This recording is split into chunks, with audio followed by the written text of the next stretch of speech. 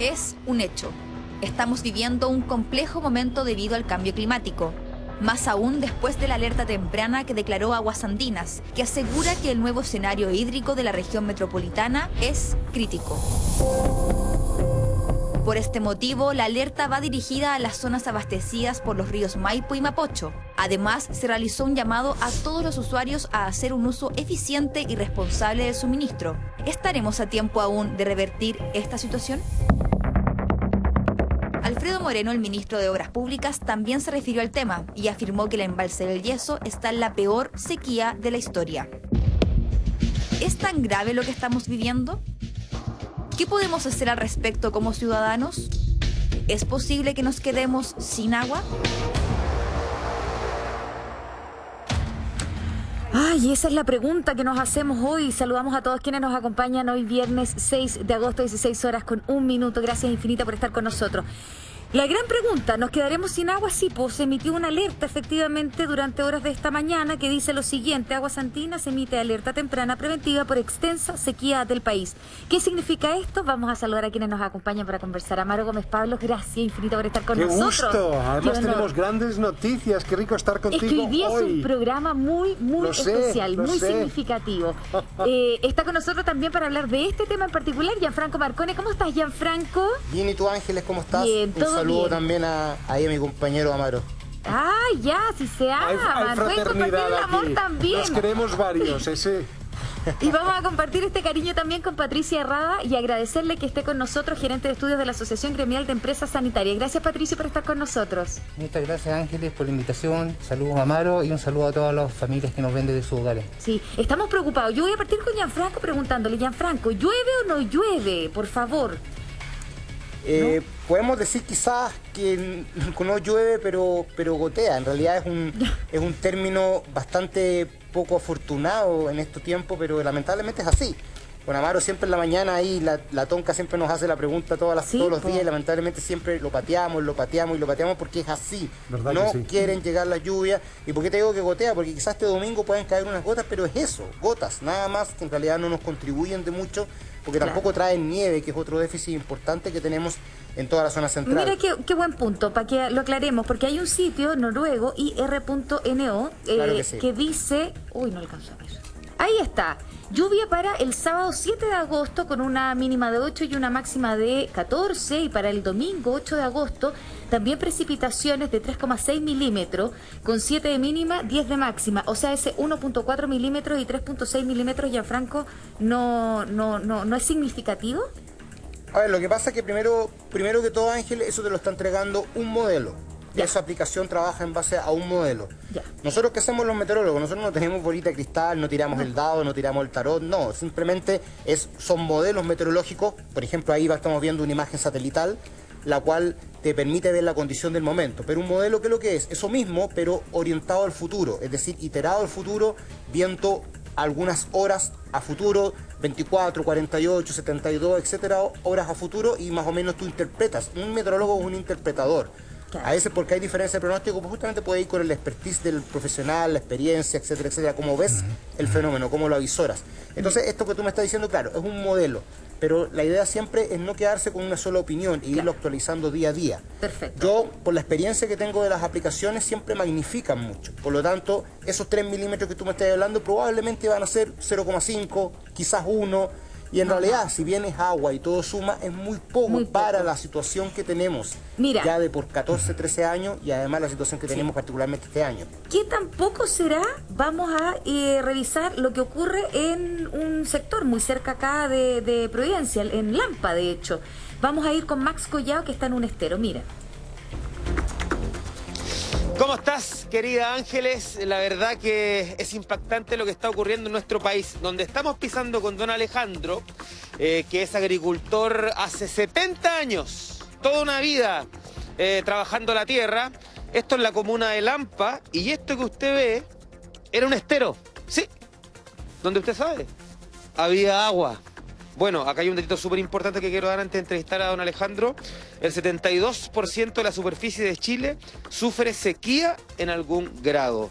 156 de las 345 comunas del país presentan riesgo de desertificación. un dato tremendamente complejo y alarmante. Don Alejandro, ¿cómo era esto antes? Aquí era todo pura agua para adentro, para allá se crían patos silvestres, para allá peuquines o patas rojas. Llegaban aquí por bandas y tiraban esos inmigrantes que llegaban aquí. Nosotros salíamos aquí para allá, pero este era un puro mar, el estero se borró y se parramó el agua aquí. El estero entra en aquellos sauces de allá. Así que ahí, mira ahora cómo está, seco.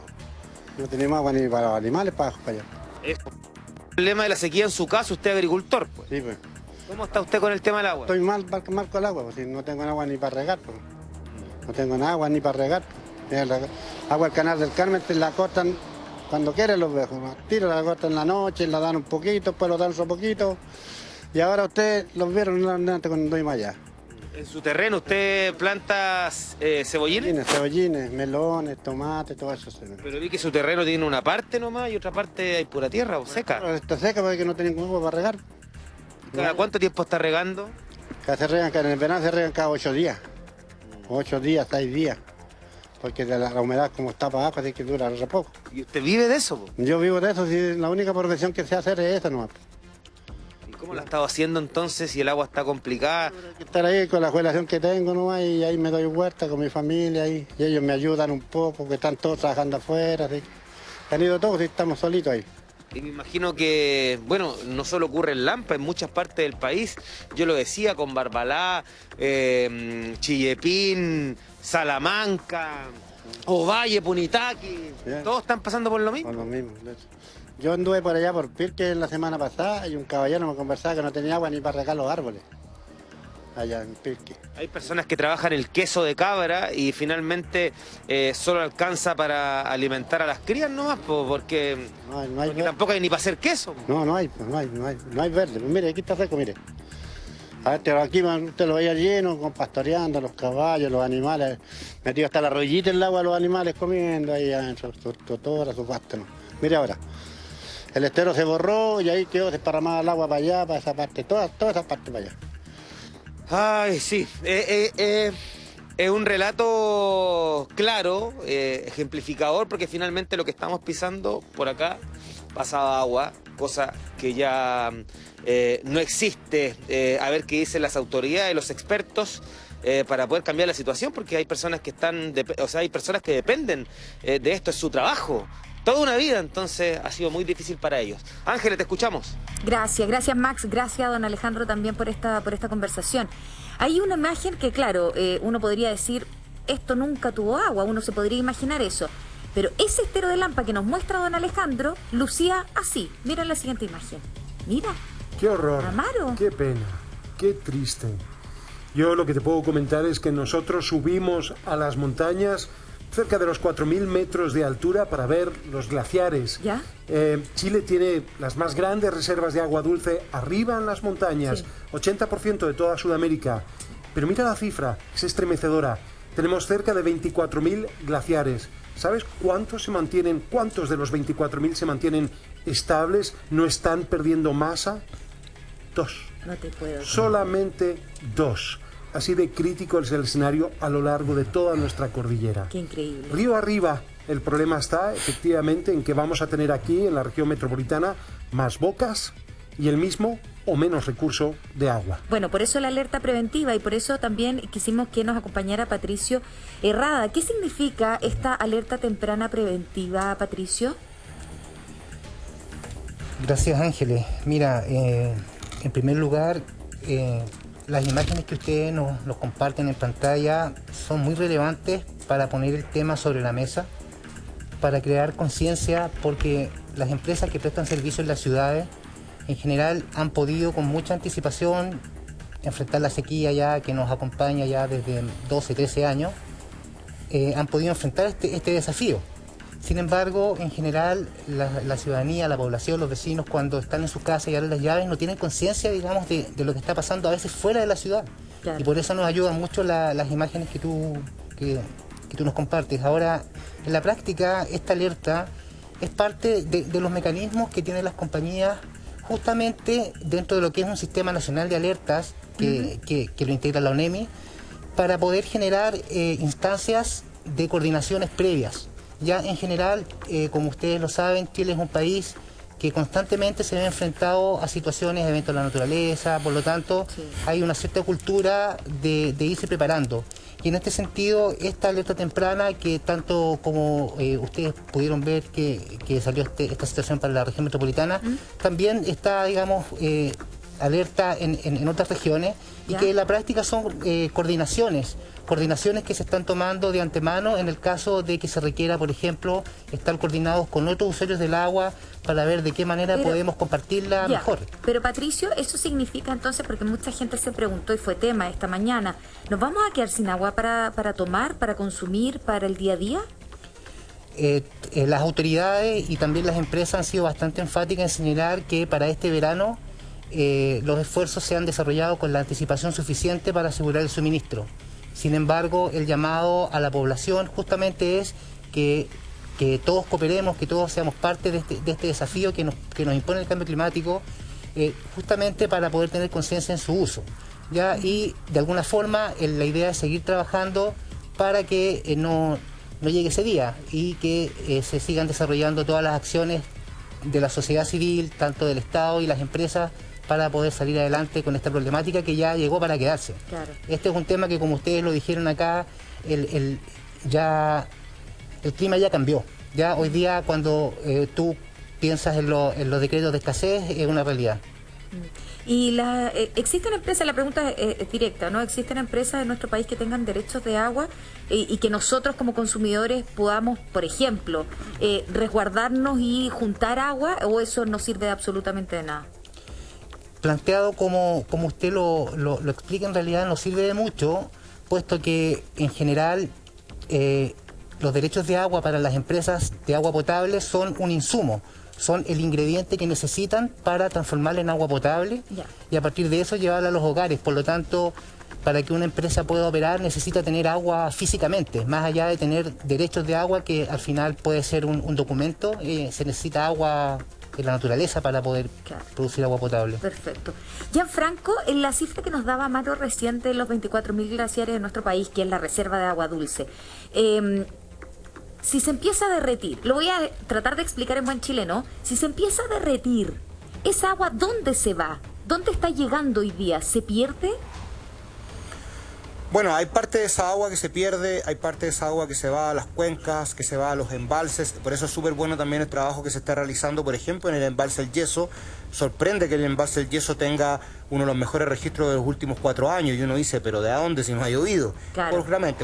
Por un trabajo que se están realizando de encauzar ojalá las aguas que se perdían en el mar. Lo mismo se está haciendo en el embalse Los Aromos, si no me equivoco, en la región de Valparaíso, que también se está encauzando todo el agua que llegaba de la Concagua, desembocaba en el mar, y esa agua ya en el mar se pierde completamente, pasa a formar parte del océano. Así que yo creo que todo eso que se puede hacer con nuevas tecnologías, que creo que es un gran aliado que tenemos como seres humanos, es la tecnología, y ojalá tecnología cada vez menos contaminante, también menos emisora, menos gasto de energía, que podamos hacer, son muy bienvenidas. Así que hay cuencas en Chile, por ejemplo, Petorca, Cabildo, que no se alimentan de cordillera, no se alimentan de nieve, por lo tanto no les queda otra que esperar el agua de lluvia.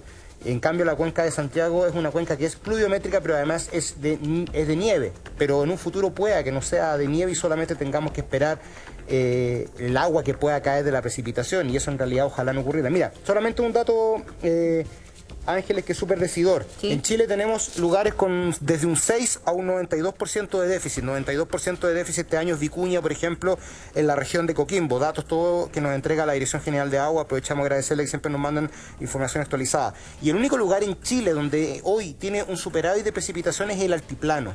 Y eso en realidad es una condicionante del cambio climático. El cambio climático te dice que Chile y en general Sudamérica van a la sequía, pero hay 2 zonas en Chile que podrían ir al aumento de precipitaciones, que es el extremo austral y el altiplano. Que aumente las precipitaciones en el altiplano no es para nada bueno, porque es un sector desprovisto de vegetación, es un sector donde llueve en altura, por lo tanto es muy propensa a los aluviones. Por lo tanto, Chile está bastante amenazado, a pesar de que nosotros vemos en Estados Unidos, en Europa, todo lo que está pasando y dice, chuta, Chile es una taza de leche. porque acá no pasa nada, tenemos este gran problema de la sequía, así que en cierto modo escondido, te va carcomiendo, pero tranquilito, calladito, pero todo lo que está pasando allá no lo tenemos, pero sí estos fenómenos podrían generar quizá un desastres a futuro. Sí. Oye, Rodrigo Peñafiel, que es fiel seguidor de la Aquí Somos Todos, parte de la comunidad, estaba viendo el programa y nos mandó un video al equipo de producción. Mira el video que nos manda don Rodrigo Peñafiel desde la región de Coquimbo. No ha llovido nada en el Valle del Río Hurtado. Los expertos no vaticinan ninguna lluvia de aquí a varios meses más. Eso es lo que está ocurriendo con el bosque nativo a orilla del río. Se empiezan a secar árboles de muchos años. O sea, un sauce, por ejemplo, y hubo que meterle motosierra para evitar que se fuera a seguir cayendo sobre las personas. Esa sequedad es el piso del tranque Recoleta. Pero imagínate ver los sauces secos, nada más simbólico que un sauce, ¿no? Sí. O sea, todos tenemos en la imagen un sauce y que esté completamente seco y que hayan tenido que meter, ¿cómo se llama? La motosierra. La motosierra, exacto. Claro.